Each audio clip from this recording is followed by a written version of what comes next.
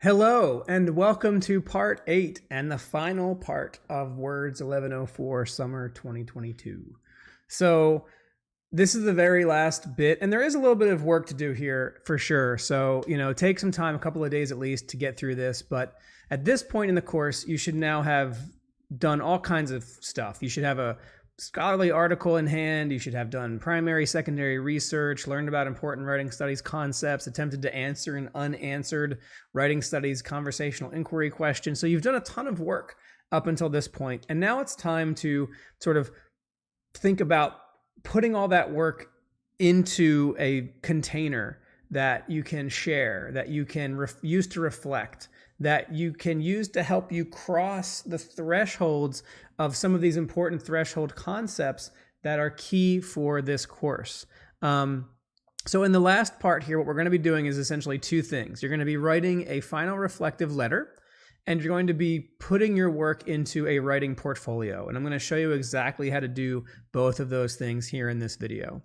So our objectives here are to compose a final reflective letter that contains links to your artifacts, your work from the course, and provides critical reflection on the course learning outcomes.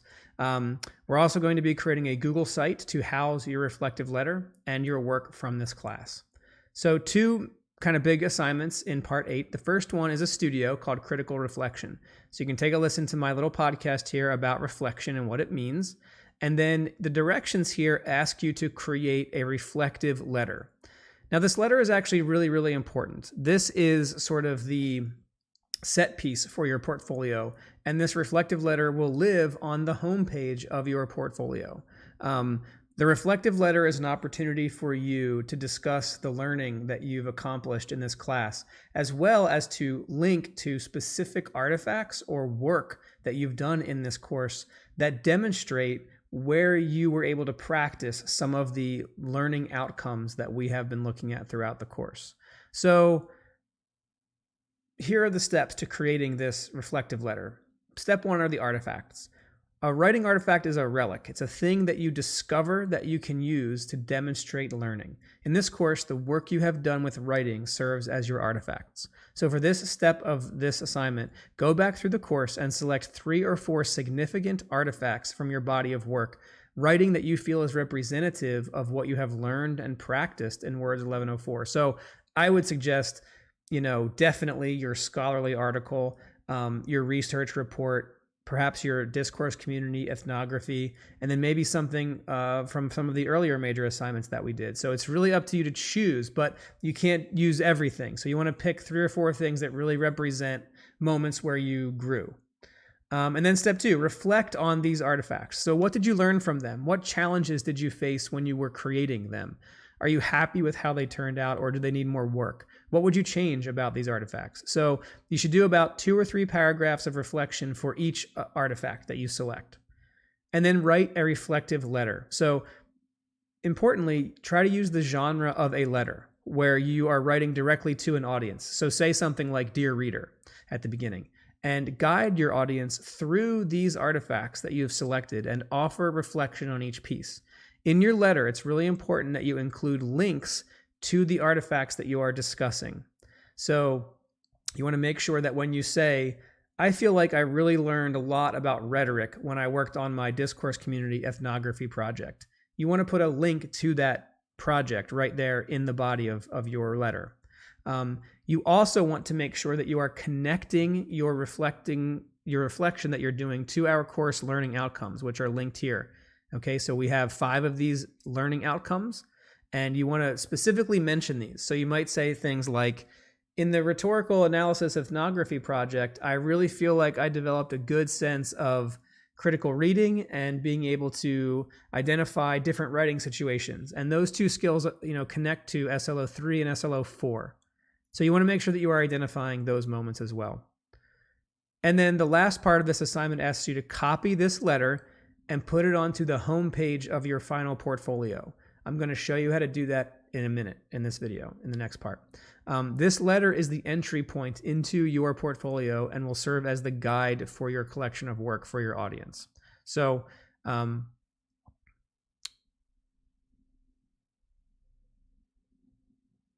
You can submit your letter to this assignment to complete this assignment, but you'll also want to make sure you put your letter onto your portfolio. And if you want to, if you know how to do podcasting and you've used Anchor and you want to send an audio message in response to my podcast about critical reflection, you're welcome to do that. And I will add your responses onto the next future versions of this podcast when I use them. So your sort of voice can be carried on into other versions of the course.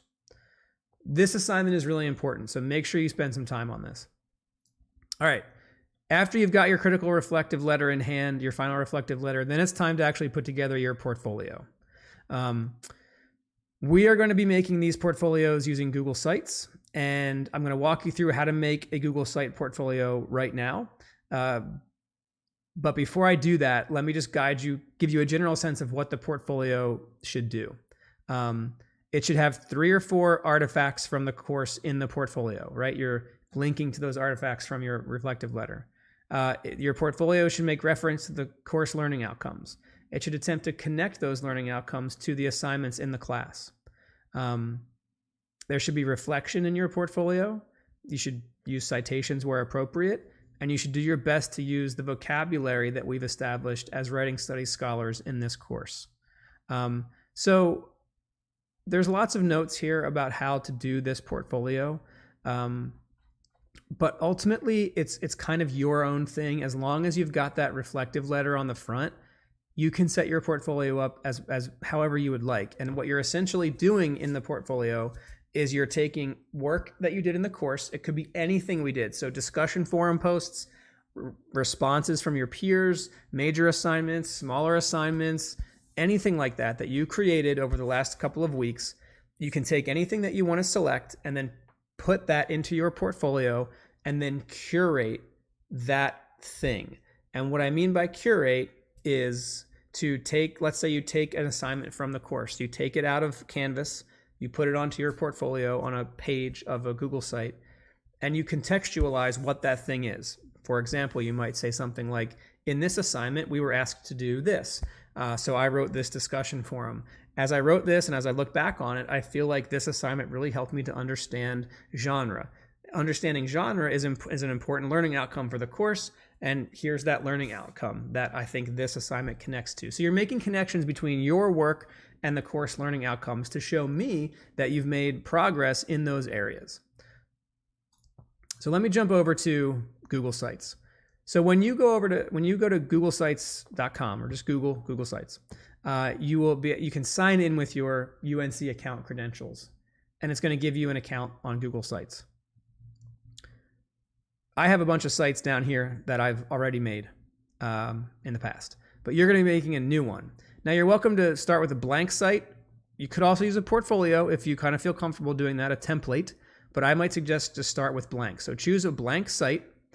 And this is the Google Site editor. It's really simple. It's drag and drop. It's what you see is what you get. And it's really intuitive. So the first thing we're going to do is we're going to name this. We're going to name it, Mr. Carey's Words 1104 Portfolio Summer 2022. All right. And then you might say something like, welcome to my portfolio, as the title. Again, you can come up with something a little more clever than that if you'd like, but it's totally up to you. You can change your cover image here if you want to use something a little bit, different. You can also change the header type if you want to just make it be like bigger or a large banner or just like this or just the title only. A couple of design aesthetic choices here that you can make, but there we go. Okay. And this page that we're looking at right here, this is the home page of your portfolio. Okay. As you add new pages to your website, those pages will automatically become a menu on the home page. So let me show you what I mean by that. Over here on the right-hand side of my browser is where you're going to find all of the editing options for how to actually add things to your website. So there are 3 columns essentially that you can tab through: Insert, Pages, and Themes. If we click on Pages, it's going to show us all the pages in our website. And right now we only have one, which is the home page. So let's go ahead and add a new page, and we might call this, we had 8 parts of the course. So if that hierarchy helps you organize this, you could totally set it up that way. So part 1, and part 2. You get the gist here, I think. Part 3, all the way through part 8.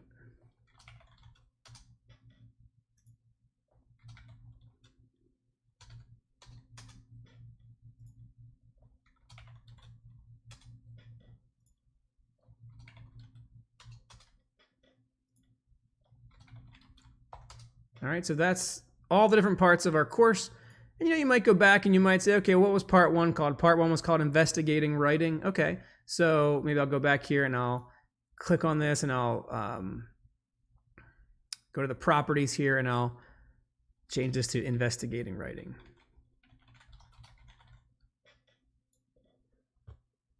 Okay, so one thing you might notice is that the menu system is going to get pretty, it'll automatically kind of like put this into a drop down. So readers, writers, and text is part 2, right? So part 2, we can go here and we can change the title here in properties to readers, writers, texts.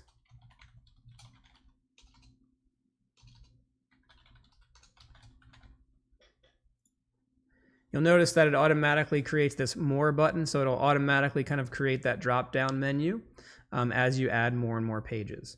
So that's how you add new pages to your portfolio. And again, do that any way you like. All right, back to the home page. If you recall, I had said that the thing that needs to go on the home page is the final reflective letter. Okay, so let me go grab a reflective letter as a sample here. I'm going to go ahead and just head back to my home page for sites, and I'm going to go grab like a reflective letter from a previous version.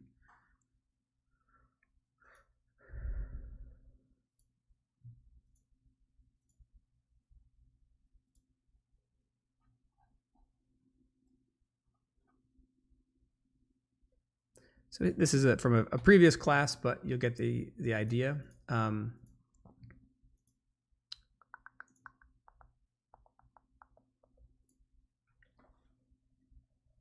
we want to put your reflective letter on the home page, and I would encourage you not to just put a link to a Google document. I would encourage you to actually add a text box. So again, over here on this side column here, you've got insert. This is all your content. This is all your page content. So if you wanted to put an image, if you wanted to embed something, if you wanted to use like a block layout, all kinds of stuff you can put on your page. But for right now, we're just going to click on text box. You'll notice it puts in this text box, and then we can just paste the reflective letter onto the home page. Okay.